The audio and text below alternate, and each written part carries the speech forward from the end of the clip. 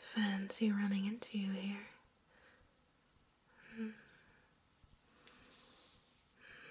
It has been quite a while now, hasn't it, since you took up residence here?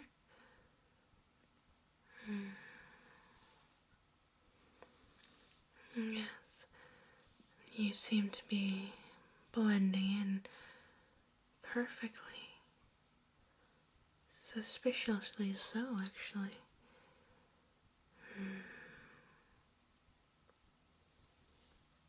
I wonder what caused that.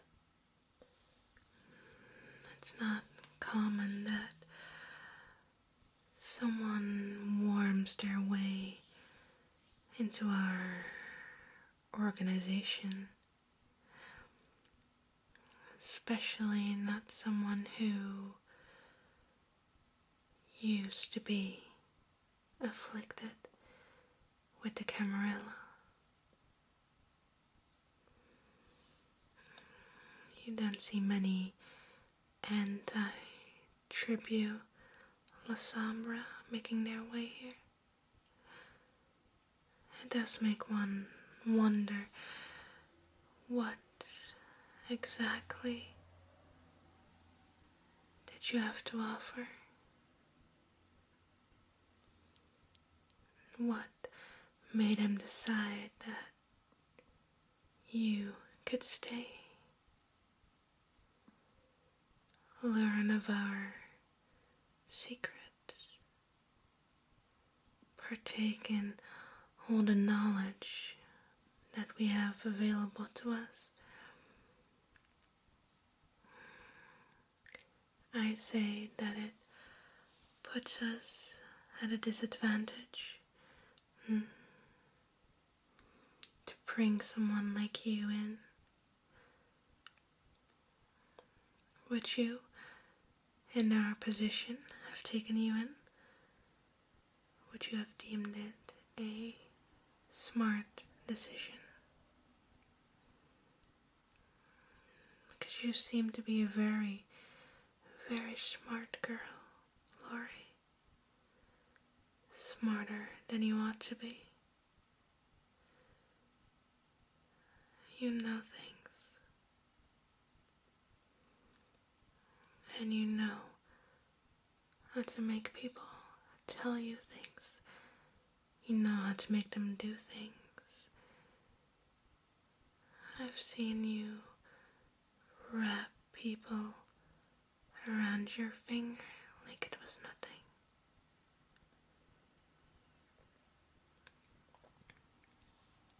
I've seen you do it multiple times. Just a few hours with you, and they'll do anything you want them to. But you will find that that does not work on me. It never has, and I can assure you, it never will.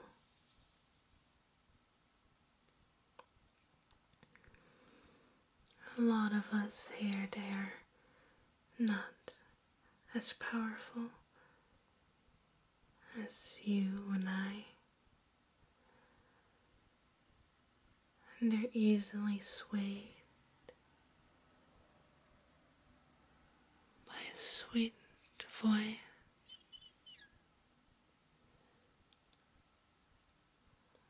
a well-calculated smile, and maybe even a little show of skin. That seems to be something that you're exceptionally good at. Is that what your prince would have you do before? Just lay you with the enemy and make them dance to your tunes. I see I've struck a chord. You would never, of course. I most definitely believe you. on your word.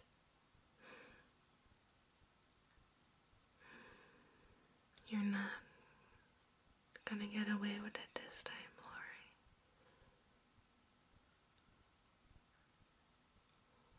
You may have everyone convinced that you are now loyal to the Sabbat, to us. But that's not really true, isn't it? I know a lot more about you than you might think. I know all about what happened. All about your dealings with this Ventru Prince of Amsterdam. I know where you met. I know your specialties. I know of your mixings with toxins, though that is not really that big of a secret, is it? And before you try anything, I want you to know that I've got this whole room on lockdown. I am not the only one watching you. There are others that I work with, and we all have seen who you truly are.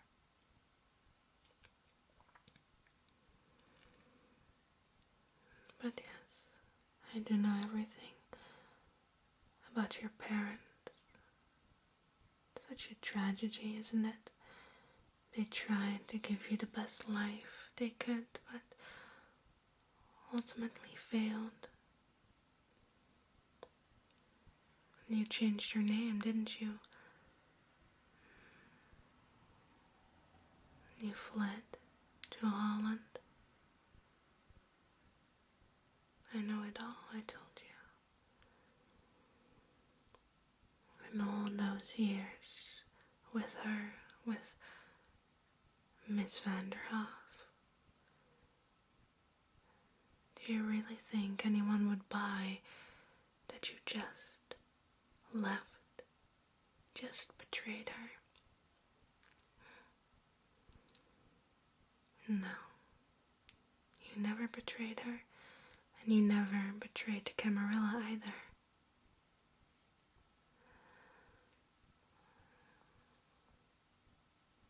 Don't try to deny it. It's really no use, Lorey.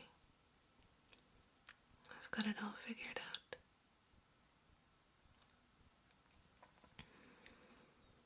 And don't think we don't know about last Prince Fall. What was he called? Von Leeuwen? He also met such a tragic end. Left in the sun by Maria, you and Sebastian.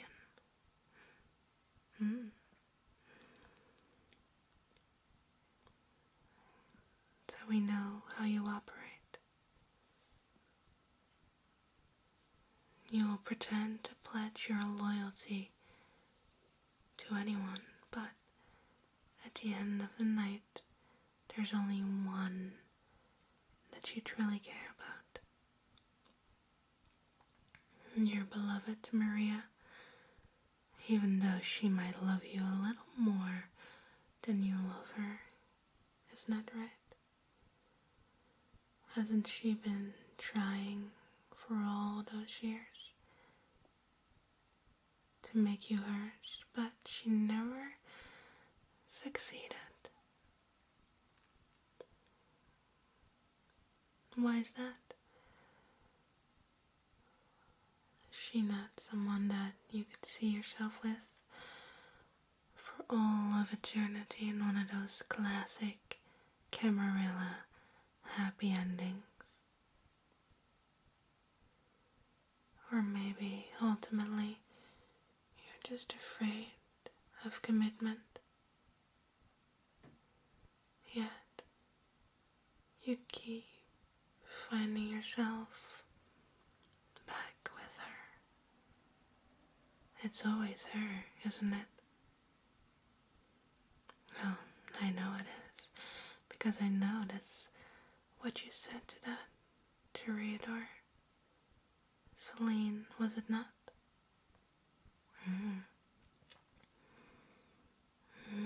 Now this is interesting. You did not expect me to know at all. You thought you were being so sneaky. And well, you were, but not sneaky enough. You must know that when you associate with those who dwell in the shadows, who control the shadows, that we'd also find a way to control yours.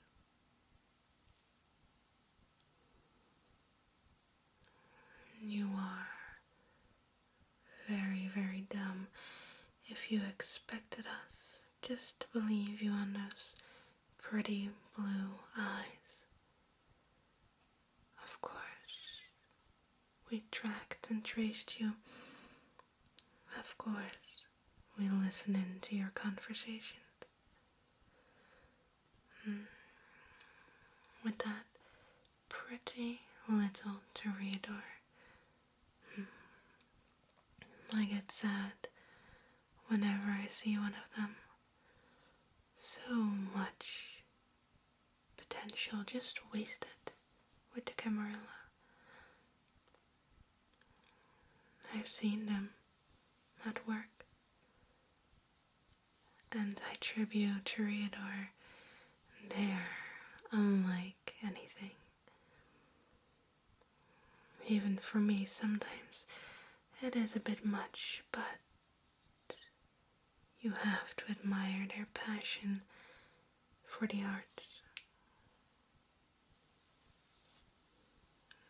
They stop at nothing to create what they want. So yes, quite tragic, but what else is new with the Camarilla? We heard your little talk.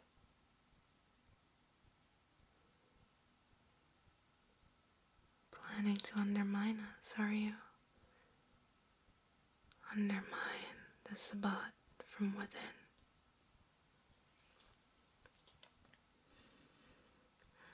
An ambitious plan. How exactly were you going to pull that off? Because from what I know, there is nobody here that is loyal to you. We all have been working together for years, some of us even centuries, and you think you could come in, bat those eyelashes, and everything will just fall in place for you? No.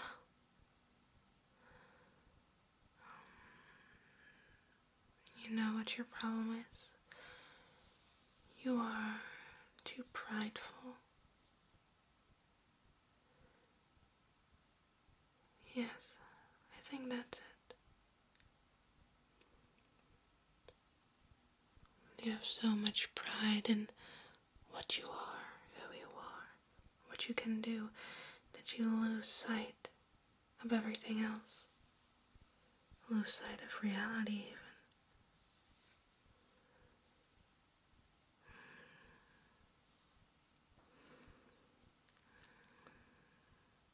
So what are you gonna do now? There's no way out. We're on to you. We know that you've been double-crossing us. I'm curious, truly, how you imagine yourself getting out of this one. Pretty much half of us know what I'm up to right now,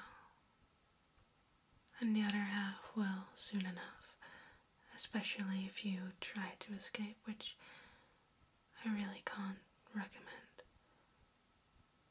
It won't be pretty.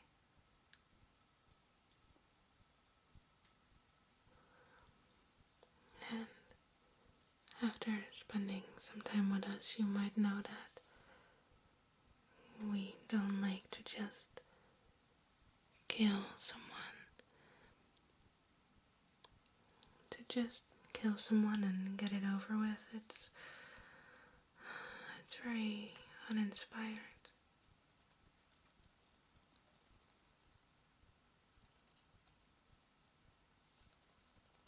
It's over so quickly. Well, if you drag it out, there's so much fun to be had. Hours, days, nights, weeks, months, years.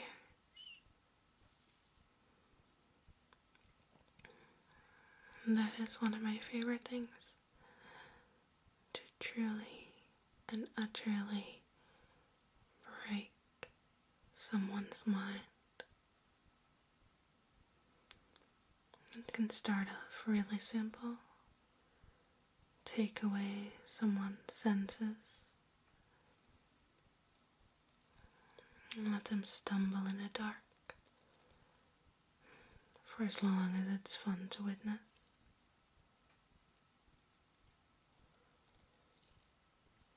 And only after weeks, possibly months of that, giving someone only just enough sustenance to survive. And that is when the tendrils come out, solidifying the darkness around them to do your bidding.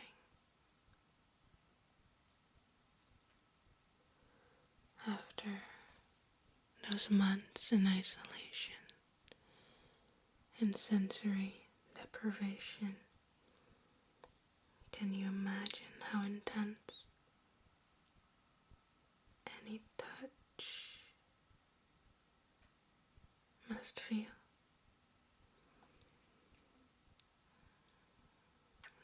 At first, even a little stroke is about the most intense thing that you can imagine. So that's where you'd start. Slowly work your way up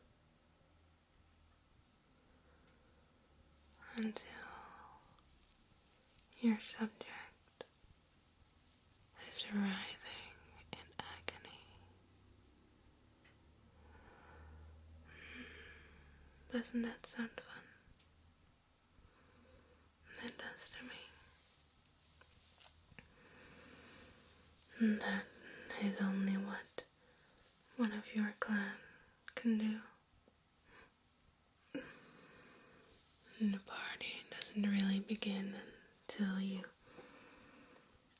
have one of clan Simitsi present. They truly do know their torture. Seeing your own body and feel your own body bend and break and twist and curl at just a flick of a wrist.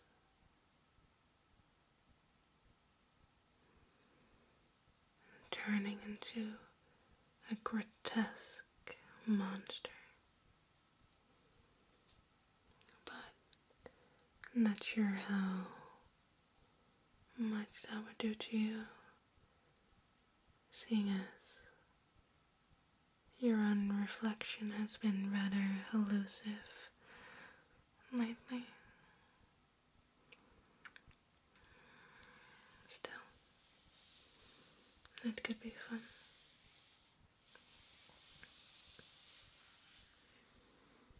And we also have a couple of freaks.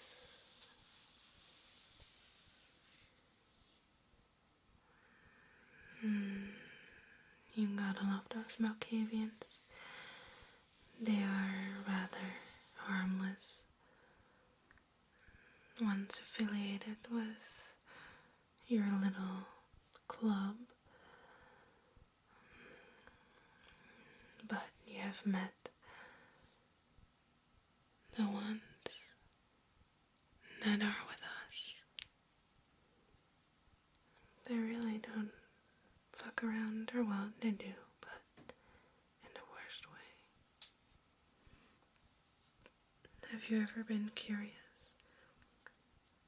how it feels to be overtaken with madness? Nightmarish images filling your mind.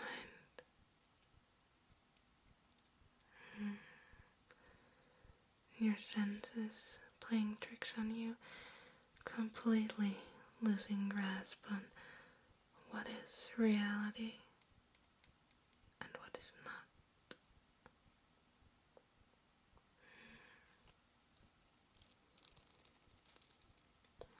What else? There are so many ways to break your little mind, Lorey.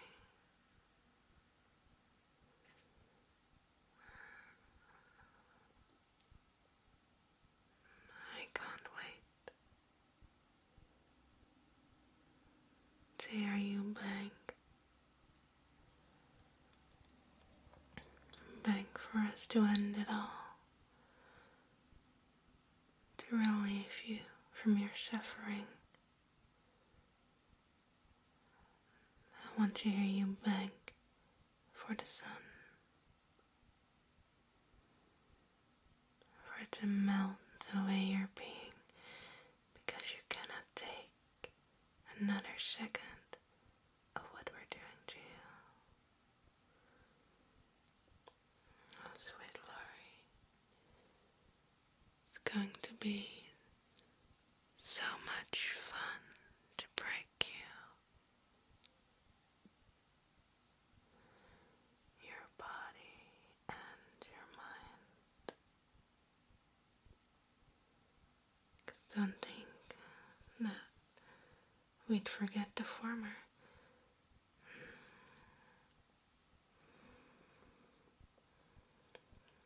So, I guess now the only thing we have to do is decide where we'll start.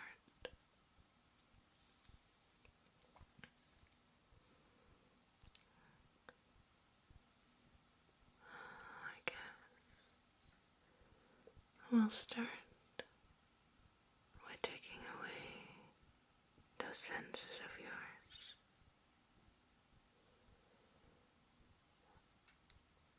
No more sight.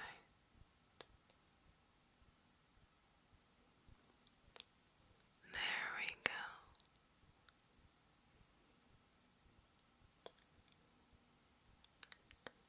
How does